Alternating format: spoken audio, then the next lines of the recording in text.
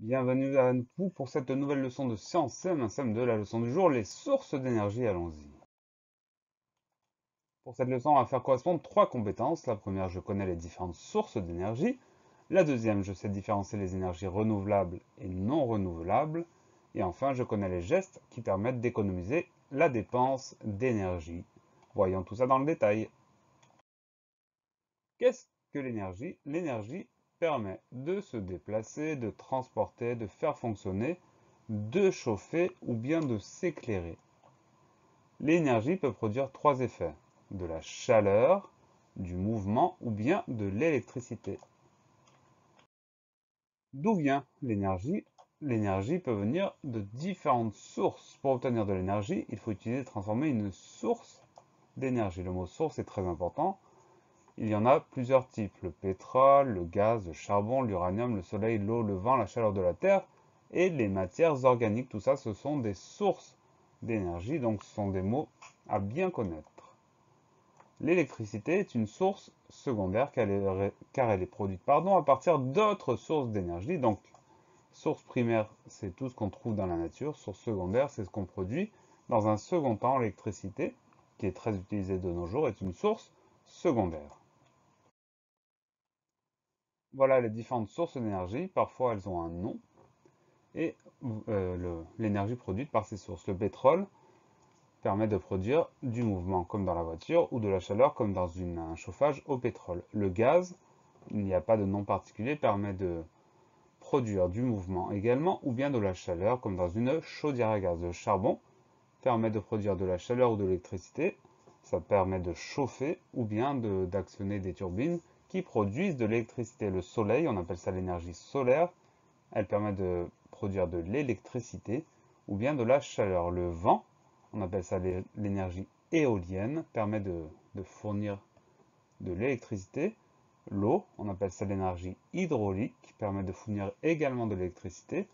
L'uranium, qu'on utilise dans les centrales nucléaires, donc on appelle ça l'énergie nucléaire, permet de fournir de l'électricité aussi.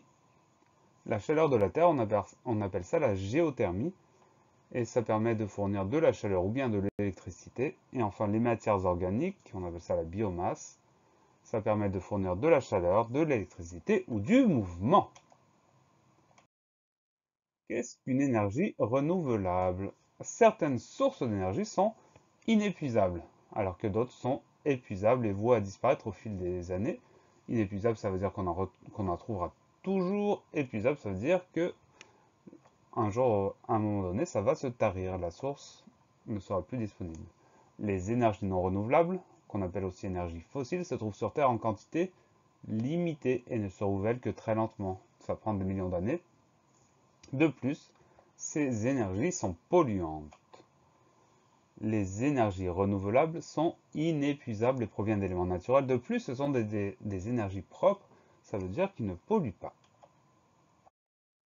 Voici un petit tableau qui permet de retrouver les énergies renouvelables et les énergies non renouvelables.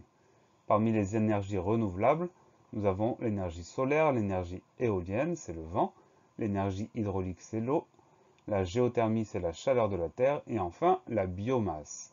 Parmi les énergies non renouvelables, qu'on appelle aussi énergie fossile, bravo, nous avons le pétrole, le gaz, le charbon et le nucléaire.